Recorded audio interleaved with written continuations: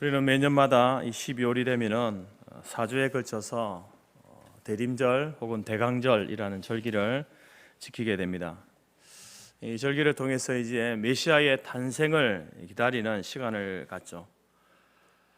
우리는 1년에 4주지만 사실상 이스라엘 사람들은 몇 주, 몇 달이 아니라 몇 천 년을 이 메시아를 기다려왔던 사람들입니다. 그리고 2000년 전에 이제 예수님께서 탄생하실 그 무렵에는 이 메시아의 오심, 메시아의 탄생이 절정에 달했던 그러한 시간이었습니다. 오랜 세월 동안 이스라엘은 이제 바벨론 제국과 또 바사, 페르시아 제국, 그리고 또 로마 제국에 의해서 이제 지배를 받아왔기 때문에 나라의 독립, 해방을 갈망하던 그러한 최고조에 달한 그 시기가 바로 예수님이 오셨던 그 시기였습니다. 그래서 이스라엘 사람들은 요 하나님을 향하여서 언제면은 약속하신 메시아가 오셔서 우리를 이 절망의 자리에서 구원해 주시겠습니까? 언제면은 우리가 다시 다윗 왕국이 누렸던 그 이스라엘의 영광을 이 나라가 다시 누리겠습니까? 그런 어떤 외침과 기도하면서 이제 메시아의 갈망을 기다려 왔는데, 이러한 메시아의 그 오심에 대한 이 갈망을 누가복음 2장에서 잘 보여주고 있는데, 거기에 보게 되면 이제 이스라엘 예루살렘의 성도였던 이 시므온과 안나라는 이 두 노인이 등장하게 됩니다. 그들은 평생에 바로 이 주님의 오심을 소망하면서 기다리면서 성전에서 기도하면서 사셨던 그러한 분임을 소개합니다. 이처럼 예수의 오심, 메시아의 오심은 단순히 그냥 그 이스라엘이 다른 나라의 속국으로 있어서 이제 어떻게 하면 우리가 이 속국의 자리에서 해방될 것인가, 그런 어떤 정치적인 돌파구를 마련하기 위해서 이제 그들이 메시아를 기다린 것이 아니었습니다. 물론 그러한 면도 없지는 않았지만 더 중요한 것은 바로 이 메시아의 오심이라고 하는 이 사건은 바로 하나님께서 약속하신 사건이었습니다. 그래서 그 하나님의 약속하신 그 약속이 언제 이루어질까? 그 약속을 믿는 믿음의 행위가 바로 메시아를 기다리는 이스라엘 백성들의 기다림이었다라는 겁니다. 성경학자들에 따르면은 메시아의 오심에 대한 약속이 구약 성경에만 해도 456회나 된다라고 이렇게 이야기를 합니다. 그리고 그 약속의 첫 번째 약속이 어디냐 하면은 오늘 우리가 읽었던 창세기 3장 15절 본문인데요. 다 같이 한번 3장 15절 말씀을 다시 한번 우리 성경을 보면서 한 목소리로 읽도록 하겠습니다. 시작. 내가 너로 여자와 원수가 되게 하고 내 후손도 여자의 후손과 원수가 되게 하리니 여자의 후손은 내 머리를 상하게 할 것이요 너는 그의 발꿈치를 상하게 할 것이니라 하시고, 여러분, 이 약속은 에덴 동산에서 아담과 하와에게 이제 주신 약속인데, 이 에덴 동산에서 하셨던 이 메시아에 대한 약속이 이제 이후에 성경에 곳곳에 등장하게 됩니다. 등장하면서 드디어 때가 참에 베들레헴에서 이 약속이 성취가 되는 것입니다. 그래서 오늘 설교 제목을 약속은 이루어진다, 약속은 이루어집니다 라고 이렇게 정한 것입니다. 여러분, 성탄의 사건은 어쩌다가 일어난 우연적인 사건이 아닙니다. 또 하나님께서 역사를 진행해 가시다가 그냥 진행해 가다가 하다 보니까 되어진 일이 바로 성탄의 사건이 아니다라는 것이죠. 바로 하나님께서 약속하신 그 약속, 오래전에 하신 그 약속, 그 첫 번째가 창세기 3장 15절 에덴 동산에서 하나님이 하신 그 약속이 이제 때가 참에 성취된 사건, 그것이 바로 예수님의 탄생 사건이다라는 것입니다. 그래서 마태복음에서는 이 사실을 강조하면서 이렇게 시작하죠. 마태복음 1장 22절에 이 모든 일이 된 것은 주께서 선지자로 하신 말씀을 이루려 하십니다. 예수님의 이 땅에 탄생하신 이 사건은 하나님께서 선지자로 예언하셨던 그 말씀, 하나님이 직접 수천 년 전에 그리고 선지자를 통해서 수백 년 전에 예수님이 오시기 전 수백 년 전에 하셨던 그 예언, 그 약속의 말씀이 이제 예수님을 통해서 예수님의 오심을 통해서 이루어졌다라고 이렇게 말씀하고 있는 겁니다. 성경은 우리에게 하나님이 어떤 분인가에 대해서 알려주죠. 그 하나님이 어떤 분인가를 우리가 볼 때에 그것을 이제 우리는 하나님의 성품이다 혹은 하나님의 속성이다 이렇게 이야기를 합니다. 하나님의 성품은 하나님의 존재 그 자체를 보여주는 겁니다. 그래서 하나님의 그 성경에 나타난 그 성품대로 이제 우리에게 계시해 주시는데, 나타내 주시고 보여주시는데, 보여주실 때에 하나님의 성품이나 하나님의 속성과 반대되어지는 그러한 일들을 하나님은 결코 하지 않는다라는 겁니다. 만약에 하나님께서 하나님의 성품과 하나님의 속성과 반대되는 일을 하게 되면 그것은 하나님 스스로가 자기의 존재 자체를 부정하는 것이 되기 때문에 결코 하나님의 성품과 어긋나는 하나님의 속성을 거스르는 그런 일을 하나님은 하시지 않습니다. 그 성품 중에 하나가 뭐냐면은 하나님은 신실하시다라는 겁니다. 하나님은 미쁘신 분이다라는 것이죠. 다시 말해서 하나님께서는 자신이 한 약속을 반드시 지키시는 분이다라는 겁니다. 여러분, 이러한 하나님의 신실하신 하나님이 자신이 이제 구약의 선지자들을 통해서 구약 성경에 456회나 약속하신 내가 메시아를 보내주겠다라고 하신 그 약속을 지키지 않겠습니까? 여러분, 성경은 약속의 책입니다. 언약의 책입니다. 그래서 그 언약을 이제 예수님이 오시기 전과 오신 후로 나누어서 이제 옛 언약이다, 예수님이 오시기 전에 하신 약속은 옛 언약이다, 옛 약속이다 이렇게 말을 하고, 예수님이 오신 이후에 하신 약속은요 새 언약이다, 새 약속이다 이렇게 부르게 되는 겁니다. 그래서 여러분, 성경을 우리가 볼 때 성경을 보게 되면 예수님이 오시기 전에 기록되어진 그 약속을 우리가 구약 성경이다 이렇게 말하고요, 예수님이 오신 이후에 기록되어진 그 약속을 신약 성경이다 이렇게 부르게 되는 겁니다. 이러한 표현을 처음 한 사람은 초대교회 변증가였던 터툴리안이라는 분인데, 이제 그분이 이러한 용어를 사용하면서 이제 성경도 나중에 신약과 구약으로 이렇게 불려지게 되었다라는 겁니다. 감사한 것은 이제 하나님께서 주신 이 성경, 기록된 모든 약속들이 때가 되면은 반드시 성취된다라는 것입니다. 메시아의 초림에 대한 약속, 이 약속이 구약에 수없이 약속되어졌는데 이제 예수님께서 이 땅에 오시는 성탄의 사건을 통해서 성취되어진 것입니다. 마찬가지로 예수님의 재림에 대한 약속도 이제 때가 차면 역사 속에서 반드시 이루어질 것입니다.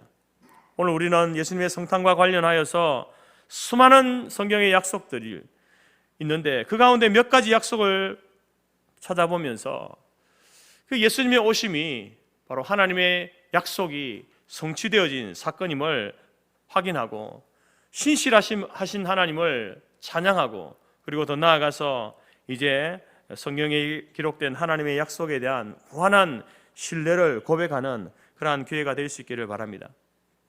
그러면 성경에서 이제 이 메시아의 오심에 대한 첫 번째 약속이 무엇이었나 하는 것이죠. 앞서 우리가 읽은 것처럼 바로 3장 15절 말씀입니다.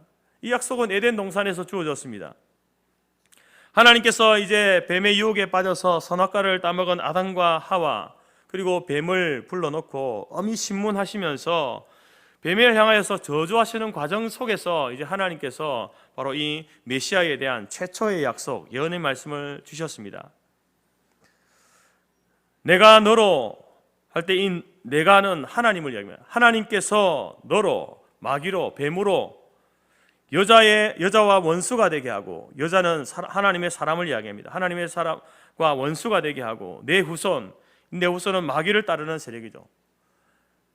내 후손도 여자의 후손, 이 여자의 후손은 예수님을 말씀하고 있고, 단수로서는 예수님을 말씀하고 있고, 복수로는 하나님의 교회를 이야기하고 있는 겁니다.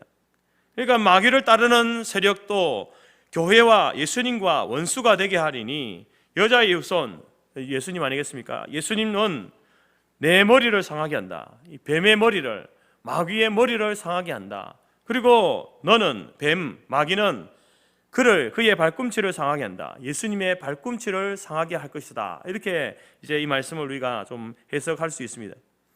그래서 여러분, 이 창세기 3장 15절 말씀은 바로 하나님의 말씀에 불순종하여서 이제 죄와 사망의 저주에 빠져 있는 그 인류를, 인생을 구원하시기 위해서 하나님께서 이 메시아 구원자에 대한 약속을 최초로 주신 말씀입니다. 그 약속대로 이제 수천 년 후에 베들레헴에서 메시아이신 예수님께서 탄생하신 것입니다. 그리고 예수님의 그 이후의 삶, 예수님이 탄생하시고 난 이후에 그 삶이 어땠습니까? 3장 15절에 말씀한 것처럼 예수님께서는 이제 뱀으로 인하여서 발꿈치가 물리게 됩니다. 사단이, 마귀가 예수님의 발꿈치를 물죠. 그 사건은 뭐냐? 바로 예수님께서 이 땅에 태어나시는 순간부터 고난을 당하신 그 갈보리 십자가로 올라가는 그 길과 고난의 길들과, 그리고 또 예수님께서 십자가에 죽으시는 그 죽으심을 이야기합니다. 예수님의 고난 당하심과 예수님의 죽으심은 마귀가 예수님의 발꿈치를 무는 사건이었습니다. 그러나 그것도 잠시, 이제 예수님께서는 장사 지낸 지 3일 만에 다시 살아나시죠. 그래서 죄와 그 죽음의 권세, 사망의 권세를 정복하게 되어집니다. 예수님께서 이제 죽으시고 그 죽음 가운데 무덤 속에 계속 머물러 있었 것이 아니라 다시 부활하심으로 인하여서 이제 오늘 말씀처럼 뱀의 머리, 마귀의 머리를 단번에 박살내는 이 사건이 있었다라는 겁니다. 예수님의 부활하심은 바로 뱀의 머리를, 마귀의 머리를 박살내는 사건이다라고 이렇게 이야기하고 있는 겁니다. 그래서 마틴 루터 목사님은 이제 이 창세기 3장 15절 일컬어서 이것은 하나님께서 우리에게 주시는 최초의 복음, 원시 복음이다 이렇게 이야기합니다. 인생을 구원하시려는 최초의 복음, 원시 복음이 바로 3장 15절, 창세기 3장 15절 말씀이라고 이렇게 이야기했던 것입니다. 사랑하는 성도 여러분, 에덴 동산에서 하셨던 그 첫 번째 약속, 메시아가 오실 것이다. 이 약속은 수천 년이 흐른 후에 베들레헴에서 성취가 되었습니다. 하나님의 약속이 이루어졌습니다. 얼마나 놀라운 일입니까? 이렇게 우리 하나님께서는 약속하신 것을 반드시 지키시는 분입니다. 하나님께서 우리에게 약속하신 그 약속을 하나도 빠짐없이 신실하게 지키시는 분입니다. 그렇다고 한다면 여러분, 이제 마지막 남은 약속, 주님께서 재림하셔서 온 세상을 심판하실 것이다 라고 하는 이 재림의 약속도 역사 속에서 반드시 우리 가운데 이루어질 줄로 믿습니다. 두 번째로 메시아에 대한 약속은요, 이제 이 메시아가 어느 민족, 어느 가문에서 탄생하실 것인가 하는 그러한 약속입니다. 성경에서는 바로 이제 이 메시아 되신 이분이 어느 민족에서 어느 가문에서 오실 것인가를 우리에게 분명히 이야기하고 있습니다. 이스라엘 사람들에게 있어서는 이 문제가 굉장히 흥미로운 일이죠. 메시아가 오신다는 약속을 분명히 하셨는데, 그러면 그 메시아가 어느 민족 가운데 오실 것인가, 또 어느 가문 가운데 오실 것인가 라고 하는 것은 굉장한 관심사였을 겁니다. 흥미거리였을 것입니다. 성경을 보게 되면 이제 하나님의 그 역사, 하나님의 경륜이 이렇게 진행되어져 가면서 그 메시아가 오실 것에 대한 이제 구체적이고 분명한 약속들을 계속해서 주고 계시는데, 그 말씀을 통해서 이제 메시아가 아브라함의 후손인 이스라엘 민족에게서 날 것이다. 이스라엘 민족 가운데서도 12지파 중에서 유다 지파 속에서 날 것이다. 그리고 유다 지파 가운데에서 여러 가문이 있는데 그 가운데 다윗의 가문에서 메시아가 올 것이다 라는 것을 역사가 흐르면서 하나님의 경륜이 이렇게 계시를 통해서 드러나게 되는 것을 우리가 보게 되어집니다. 이러한 메시아의 탄생에 대한 가장 잘 알려진 대표적인 말씀이 이사야 11장 1절 말씀인데, 이렇게 기록되어 있죠. 이새의 줄기에서 한 싹이 나며 그 뿌리에서 한 가지가 나서 결실할 것이다. 여러분, 이새가 누구입니까? 이새는 바로 이스라엘 사람 유다 지파 사람입니다. 그리고 이새는 다윗의 아버지 아닙니까? 이 약속대로 여러분, 이스라엘 민족 가운데, 그리고 아브라함의 자손 유다 지파 가운데에, 그리고 다윗의 가문에서 메시아가 올 것이다 라는 약속대로 예수님께서는 이스라엘 사람 유다 지파 다윗의 가문, 이새의 아들이었던 다윗의 그 가문에서 예수님께서 탄생하게 되었다라는 것입니다. 그래서 예수님의 족보를 소개하는 마태복음도 이렇게 시작합니다. 아브라함과 다윗의 자손, 예수 그리스도의 계보다, 예수 그리스도의 족보다. 여러분, 이 말씀은 예수 그리스도가 다윗의 후손이고 아브라함의 후손임을 분명히 말하고 있습니다. 혈통적으로 이스라엘 사람이고 아브라함의 지파의 사람이고 유다 지파 가운데에, 그리고 다윗의 가문 가운데에 나신 분이 바로 메시아이신 예수 그리스도이시다라는 겁니다. 우리나라 김기창 화백이 이제 예수님에게 갓을 씌우고 또 한복을 입히면서 한국 사람으로 이렇게 표현한 그림을 그린 적이 있습니다. 여러분, 예수님에게 갓을 씌우고 한복을 입혔다고 해서 혈통적으로 예수님이 한국 사람이겠습니까? 아니지 않습니까? 제가 용인에 있는 순교자 100주년 기념관에 가서 그 그림을 본 적이 있는데, 아무리 그림을 그렇게 그린다 하더라도 예수님은요, 혈통적으로 하나님이 약속하신 대로 중동 지역에 있는 이스라엘 사람 아브라함의 자손입니다. 그건 누구도 부인할 수 없는 것입니다. 오늘 마태복음이 그 예수님의 족보를 우리에게 소개하고 있지 않습니까? 그 족보를 통해서 예수님이 바로 메시아로 오신 그분이 아브라함의 자손이고 유다 지파 사람이고 이새의 아들 다윗의 가문에서 나신 분임을 분명하게 우리에게 알려주고 있습니다. 그리고 더 나아가서 여러분, 믿음 안에서 오늘 저와 여러분들도 아브라함의 자손인 거예요. 새 이스라엘 민족입니다. 하나님의 자녀가 되는 복을 얻은 사람이죠. 물론 우리가 육신의 혈통적으로는 우리가 대한민국 사람이지만 영적으로 믿음의 계보 안에는 여러분, 예수님도 그 안 속에 그 이스라엘의 그 혈통에 들어있지만 믿음 안에서는 저와 여러분들도 아브라함의 자손이고 하나님의 백성이다라는 겁니다. 여러분, 이처럼 메시아 되신 예수님께서 오실 때에 어느 민족 가운데 오실 것인가, 어느 가문에서 오실 것인가, 성경은 이미 약속해 주셨고 그 약속해 주신 대로 그대로 이 땅에 오셨음을 우리가 다시 한번 보게 되는 것입니다. 세 번째로, 이제 이 메시아에 대한 약속이요, 그분의 탄생 그 과정이 어떻게 되는가에 대한 약속입니다. 성경은 예수님께서 처녀의 몸에서 탄생하실 것이다 라고 약속합니다. 처녀가 아기를 낳는다, 도대체 가능한 일인가? 아무리 우리의 상식으로 이해하려고 해도 납득이 되지 않는 그러한 일이 아니겠습니까? 그러나 하나님께서는 이 이사야 선지자를 통해서 장차 오실 메시아가 처녀의 몸에서 태어날 것이다 라고 예언했습니다. 예수님이 오시기 전 800년 전이죠. 이사야 7장 14절에 그러므로 주께서 친히 징조로 너희에게 주실 것이라. 보라, 처녀가 잉태하여 아들을 낳을 것이요 그 이름을 임마누엘이라 하리라. 이사야가 예수님이 태어나기 800년 전에 이 예언을 하나님으로부터 말씀을 받아서 예언을 하게 되는데, 그리고 예수님이 탄생한 이후에 마태가 복음서를 기록할 때에 이 말씀을 그대로 인용하여서 마태복음에 기록하고 있지 않습니까? 800년 후 갈릴리 나사렛 동네의 순박한 처녀 마리아를 통해서 이 약속을 하나님께서 이루십니다. 소위 예수 그리스도의 동정녀 탄생, 그 사건이 일어난 것입니다. 천사가 나사렛 마리아에게 수태고지할 때에 마리아 자신도 이 일에 대해서 의문을 제기합니다. 누가복음 1장 34절에 나는 사내를 알지 못하니 어찌 이 일이 있으리이까?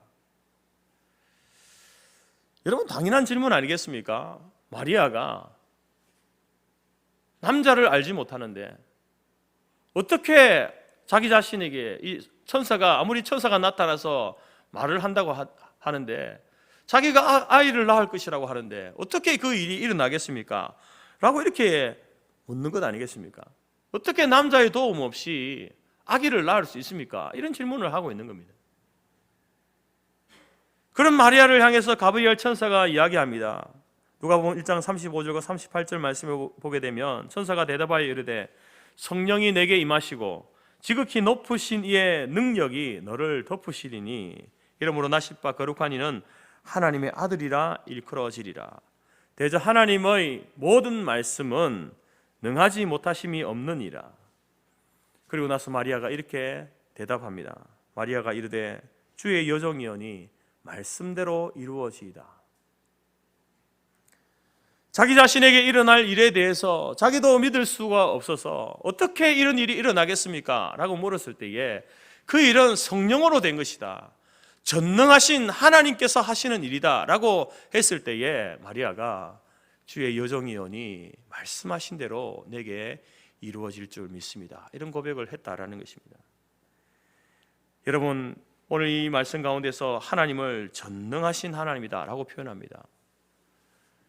하나님에게는 인간이 상상할 수 없는 방법을 사용하여서 메시아를 보내실 수 있다는 겁니다. 보통 여러분, 우리가 일반적으로는 남자와 여자의 그런 관계를 통하여서 사람이 태어나는 것이 일반적인 일이지만, 그러나 하나님 편에 있어서는요, 남자를 통하지도 않고 여자의 유전자를 통하지도 않고 이제 이 땅에 메시아를 오게 하실 수 있다라는 겁니다. 그럼 왜 하나님께서 이런 방법을 사용하셨을까? 그냥 요셉과 마리아의 그런 또 정상적인 결혼 관계를 통해서 이제 태어난 그 아기를 메시아라고 이렇게 말할 수도 있잖아요. 그러면 사람들이 적어도 예수님이 태어나신 그 사건에 대해서 의문을 품지 않을 겁니다. 그러나 우리가 이 사건을 보면서, 아니, 남자를 알지 못하는 여자가 아기를 낳는다고? 이건 기독교는 허무맹랑한 그런 것을 이야기하는구나. 많은 사람들이 그렇게 말하지 않습니까? 근데 성경은 대놓고 그런 이야기들을 하거든요. 믿으라는 겁니까? 믿지 말라는 겁니까? 하나님께서는 왜 이런 방법을 사용하실까요? 그냥 상식적이고 일반적인 방법을 사용하여서 충분히 메시아를 보내실 수 있지 않습니까? 그런데 왜 이런 방법을 사용하셨을까? 하나님께서는 바로 남자의 힘을 빌려서 만약에 이 땅에 아기가 태어날 경우에는요, 그 아기는 똑같이 그 사람의 죄의 영향력을 받게 되는 거예요. 그 죄의 영향력 아래 있는 그 존재가, 그가 비록 메시아라 할지라도 죄의 영향력 아래 있는 존재가 어떻게 인류의 죄를 용서해 줄 수 있습니까? 하나님께서는 그런 방법을 사용하지 않는 거예요. 죄 있는 자가 죄를 용서하는 그런 방법식으로 우리의 죄를 용서하기를 원하지 않는 거예요. 그래서 하나님께서 택하신 방법이 뭡니까? 남자와 여자의 그 유전적인 영향을 받지 않고 하나님의 능력으로 죄 없으신 성자께서 이 땅에 오심을 이제 그 통로로 처녀 마리아를 사용하셔서 바로 예수님께서는 동정녀 탄생이라고 하는 하나님의 비상수단으로 이렇게 이 땅에 오게 되셨다라는 겁니다. 그리고 우리에게 이것을 믿으라고 하시죠. 예수님의 동정녀 탄생은 바로 우리의 믿음의 내용이 되는 겁니다. 하나님은 전능하신 분입니다. 그 부분에는 능치 못할 일이 없습니다. 동정녀 탄생만 아니라 그 어떤 사건도 그 무엇도 하실 수 있는 분입니다.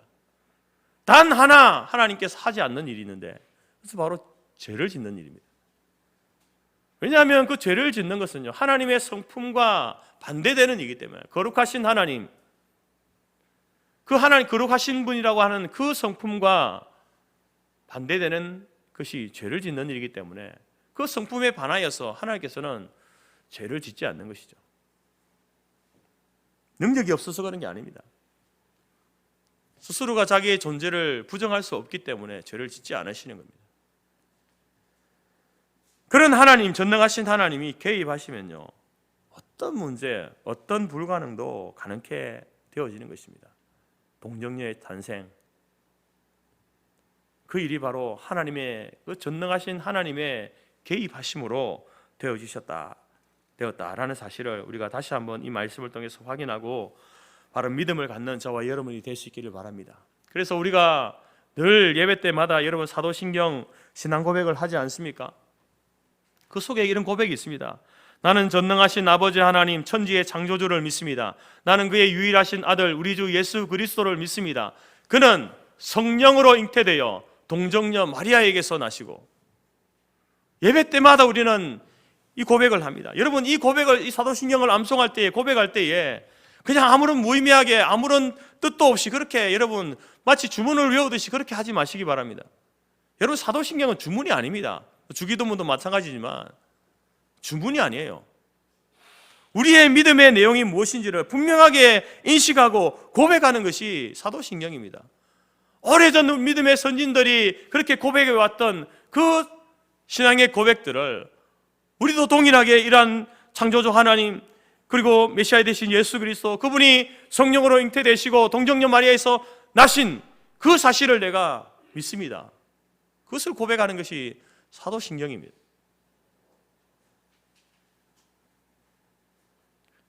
하나님께서 메시아가 오심을 바로 동정녀의 몸에서 나게 하실 것이다 하신 그 약속이 바로 주 예수 그리스도를 통해서 여러분 그 오심을 통해서 이루어진 것을 우리는 다시 한 번 더 발견하게 됩니다. 네 번째로 메시아에 대한 약속은요, 이제 탄생할 곳이 어디인가에 대한 약속도 하나님께서 해주셨습니다.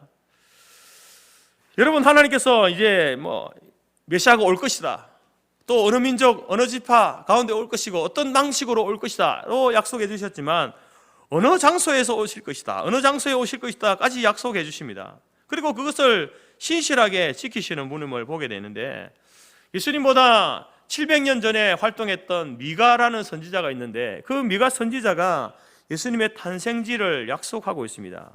미가서 5장 2절 말씀에 베들레헴 에브라다야 너는 유다족 숙중에 작을지라도 이스라엘을 다스릴 자 내게로 나올 것이라. 그의 근본은 상고에 영혼에 있느니라. 메시아가 오시는데 그 메시아는 그의 근본은 상고에 영혼에 있다. 이 말은 하나님이라는 겁니다. 예수님 오실 메시아는 하나님이시다라고 이렇게 이야기하죠. 그 하나님이 어디에 오시는가? 베들레헴으로 오신다는 겁니다. 이 약속이 미가라는 선지자, 예수님이 태어나시기 700년 전에 하나님께서 미가 선지자를 통해서 말씀하시고 예언하도록 하신 겁니다. 그리고 실제적으로 여러분, 예수님께서 베들레헴에 탄생하시는데 그 탄생의 과정을 보면은 이 역사라는 것이 참으로 신기합니다.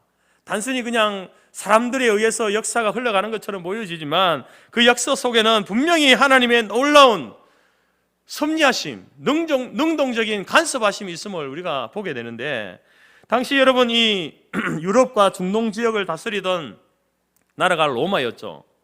예수님이 오신 당시에, 물론 예수님 활동하던 당시 초대교회 때도까지도 계속해서 이제 이 로마가 그 모든 고대 근동 지역, 유럽과 중동 지역을 다스리고 있었는데, 그때 이제 로마의 황제가 아우구스도 황제였습니다. 하나님께서 이 아우구스도의 그 마음을 감동시키셔서 로마 제국의 지배 아래에 있는 모든 속국들, 그 속국들 백성들에게 인구조사하기 위한 거죠. 본적지로 가서 호적을 신고하라고 이렇게 명령을 내립니다. 그때에 이제 마리아와 요셉은 이스라엘 북쪽에 있는 나사렛 동네에 살고 있었습니다. 그런데 요셉의 본적이 어디냐면 베들레헴이거든요.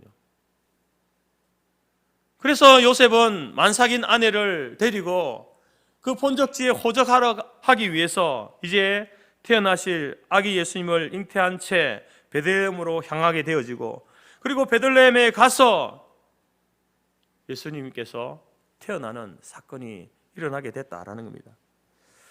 여러분, 하나님께서 예언을 통해서 베들레헴 그곳에서 이제 메시아가 날 것이다 라고 했고, 그 메시아를 잉태한 마리아는 지금 나사렛에 살고 있습니다. 나사렛에서도 낳을 수 있는, 낳고 이제 호적하러 갈 수도 있잖아요. 그러나 그렇게 하지 않고 만삭인 채로 베들레헴으로 가게 된 그 모든 사건의 그 과정 속에 황제의 그 마음을 움직이시고 또한 요셉과 마리아의 발걸음을 움직이셔서 하나님이 약속하신 대로 나사렛에서 살던 그 사람들이 베들레헴에 가서 아기를 낳게 되고 그 아기가 바로 예수 그리스도였다라는 것입니다. 여러분, 이러한 역사에 그냥 사소하게 지나가 버릴 수 있는 사건이지만 이것은 바로 역사 속에서 하나님께서 약속하신 것을 어떻게 신실하게 이루시는지를 우리가 역사를 통해서 보게 되는 겁니다. 이러한 하나님의 그 신실하심이 메시아의 탄생할 그 장소까지도 약속하셨고 또 그 약속하신 것을 그대로 이루어 가심을 우리가 보게 됩니다. 마지막으로 5번째, 메시아에 대한 그 약속 가운데에 그 메시아가 이 땅에 오셔서 그러면 그런 어떤 삶을 살고 어떤 사역을 할 것인가에 대한 예언도 하고 있는데요. 왕 중의 왕으로 오신 메시아, 그분이 어떤 모습으로 어떤 삶을 사시면서 어떤 목적을 이룰 것인가에 대해서는 성경이 이미 우리에게 많은 부분에 약속을 하고 있는데 두 가지로 여러분 말씀을 드리고자 합니다. 먼저는 이사야 53장 말씀인데요. 이사야 53장에서는 섬기러 오신 예수님, 메시아, 죽으러 오신 메시아에 대한 예언을 하고 있습니다. 앞으로 오실 메시아가 오셔서 이런 사역을 할 것이다 라는 겁니다. 이사야 53장 5절 말씀에 그가 찔림은 우리의 허물 때문이요 그가 상함은 우리의 죄악 때문이라. 그가 징계를 받음으로 우리가 평안을 누리고 그가 채찍에 맞음으로 우리가 나음을 입었도다. 오실 메시아의 그 사역을 그는 찔리신다, 그는 상함을 받는다, 그는 징계를 받는다, 그는 채찍에 맞는다. 오신 메시아가 이러한 일들을, 이러한 삶을 살 것이다라고 이사야 선지자를 통해서 여러분 예언하고 있습니다. 그리고 이 예언의 말씀이 바로 예수님의 그 삶을 통해서, 특별히 예수님의 십자가 구속의 사건을 통해서 여러분 성취되지 않았습니까? 그래서 우리는 여러분 고난주간마다 이 말씀을 묵상할 때에 우리가 생각하는 것은 수백 년 전으로 가서 다시 예수님의 그 말씀을 예수님의 그 골고다 십자가로 가지고 와서 하나님이 예언하셨던 그 말씀 그대로 예수님께서 지금 이 골고다 언덕 십자가에 달리셨습니다. 그런 고백을 하고 있는 겁니다. 그리고 예수님 자신도 이렇게 말씀하시죠. 마가복음 10장 45절에 인자가 온 것은 섬김을 받으려 함이 아니라 도리어 섬기려 하고 자기 목숨을 많은 사람들의 대속물로 주려 합니다. 내가 온 것은 내가 살기 위해 온 것이 아니라 나의 생명을 많은 사람들을 살리는 대속물로 주기 위해서, 내 생명을 주고 다른 생명을 사기 위해서 내가 이 땅에 왔다라고 예수님께서도 말씀하고 있는 겁니다. 그래서 여러분, 우리는 이 말씀을 우리가 대할 때마다 우리의 눈에서는 감격과 감동과 기쁨이 있는 것이죠. 하나님께서 나를 구원하시기 위해서, 나를 살리시기 위해서 바로 예수님을 보내주셨고, 그 예수님이 내가 받아야 할 그 징계와 채찍과 고난 모든 것들을 예수님이 대신 받으시고 바로 나를 하나님의 소유물로 사셨구나. 그리고 또 하나의 말씀은 스가랴 9장 9절 말씀입니다. 온유하고 겸손하시고 평화의 왕으로 오신 예수님을 우리에게 소개하죠. 스가랴 9장 9절, 시온에 따라 크게 기뻐할지어다, 예루살렘에 따라 즐거이 부를지어다. 보라, 내 왕이 내게 임하시나니 그는 공의로우시며 구원을 베푸시며 겸손하여서 나귀를 타나니 나귀의 새끼 곧 나귀의 작은 것 곧 나귀 새끼니라. 여러분, 이 말씀을 대할 때에 어떤 사건이 떠오릅니까? 사상 최대의 주간이라고 할 수 있는 예수님께서 예루살렘으로 입성하시는 그 종려주간, 그 종려주간에 왕의 왕으로 예수님께서 예루살렘 성으로 들어가시는데 왕이 타는 군마를 타지 않습니다. 예수님께서는 바로 나귀의 작은 것, 나귀의 새끼를, 아주 볼품없는 나귀 새끼를 타고 예루살렘 성으로 입성하는 그 장면 아닙니까? 예수님께서 왜, 충분히 예수님께서는 군마를 타실 수 있는 분인데 왜 굳이 예수님께서 나귀 새끼를 타고 입성하고 있습니까? 그것은 바로 오늘 하나님께서 스가랴를 통해서 약속하신 이 약속의 말씀을 성취하기 위해서 예수님께서요, 지금 데몬스트레이션 하는 거예요. 보여주는 겁니다. 내가 바로 그 성부 하나님께서 스가랴를 통해서 예언하셨던 그 메시아다. 이것을 예수님이 보여주기 위해서 나귀 새끼를 타고 지금 예루살렘 성으로 입성하는 것 아니겠습니까? 그러면서 그 모습을 통하여서 온유하고 겸손하신 평화의 왕으로 오신 그 예수님, 힘과 창과 칼로 총으로 세상을 정복한 것이 아니라 평화와 사랑으로 온유와 겸손으로 세상을 정복하신 그 예수님을 우리에게 보여주고 있는 것입니다. 사랑하는 성도 여러분, 성탄의 사건은 어쩌다가 우연히 일어난 사건이 아닙니다. 하나님께서 역사를 이끌어 가시다가 하다가 안 되어서 하나님께서 메시아를 보내신 게 아니라는 겁니다. 에덴 동산에서부터 인간이 타락하고 범죄하여서 절망과 죽음으로 점철되어질 영원한 절망 가운데 살 수밖에 없는 인생들을 구원하시기 위해서 이미 에덴 동산에서부터 첫 번째 약속을 주셨고, 그리고 그 이래로 여러 주의 종들을 통해서 하나님께서 약속해 오신 그 약속이 이제 때가 참에 베들레헴에서 아기 예수님이 이 땅에 오심으로 바로 그 예언의 말씀이 성취된 사건이 바로 성탄의 사건이다라는 겁니다. 우리가 믿는 하나님은 이렇게 신실하신 분이고, 우리가 신뢰하는 그 예수님은 바로 그 언약의 성취자로 하나님의 약속을 성취하신 분으로 이 땅에 오신 메시아 주 예수님이 되신다라는 겁니다. 사랑하는 성도 여러분, 주님의 초림의 이 약속이 이렇게 역사 속에서 성취되어졌습니다. 그렇다고 한다면 앞으로 우리에게 남은 한 가지 약속, 주님의 재림에 대한 약속이 남아있는데, 물론 주님이 재림이 하시기까지 일어날 그 현상에 대해서 마태복음에서 계속해서 그런 어떤 마지막 때 일어날 일들을 우리에게 말씀해 주지 않습니까? 그러한 일들이 지금 일어나고 있죠. 이 남은 약속 하나 있는데, 주님의 재림의 약속이 남아있는데, 주님의 초림이 약속하셨고 그 약속하신 대로 이루어졌다고 한다면 이제 주님의 이 재림의 약속도 언젠가 역사 속에서 우리 가운데 이루어질 것을 우리가 바라보게 되는 겁니다. 우리가 왜 대강절을 지키고 성탄절을 지키겠습니까? 단순히 오신 예수님을 물론 축하하고 기뻐하는 것도 있지만, 이러한 절기를 통해서 다시 오실 예수 그리스도를 기억하고 그 예수님께서 이제 오실 것을 믿음으로 고백하면서 하나님께서 신실하신 분임을 다시 한번 고백하고, 또 나아가서 이제 주님이 오실 때까지 그러면 우리는 어떤 삶을 살아야 하는가? 주님의 재림을 기다리는 성도로서 우리가 어떤 삶을 살아야 하는 것이 마땅합니까? 하나님께서는 이미 우리에게 바로 말씀을 통해서 주님의 재림을 기다리는 교회와 성도들이 어떤 삶을 살아야 할 것인지 우리에게 말씀해 주고 있는데, 주님 다시 한번 주님의 초림을 바라보면서 주님의 재림을 기다리는 우리들이 이제 말씀하신 대로, 주님께서 보여주신 대로 섬김과 겸손과 사랑의 삶을 살겠습니다. 주님, 우리가 주님 앞에 설 그때까지, 주님의 재림을 맞이할 그때까지 그러한 삶을 살겠습니다. 다짐하고 결단하고 나아가는 시간이 이 대강절기이고 성탄절인 줄 믿습니다. 사랑하는 성도 여러분, 우리 모두가 이제 재림의 주님 왕중왕으로 오시고 심판주로 오시고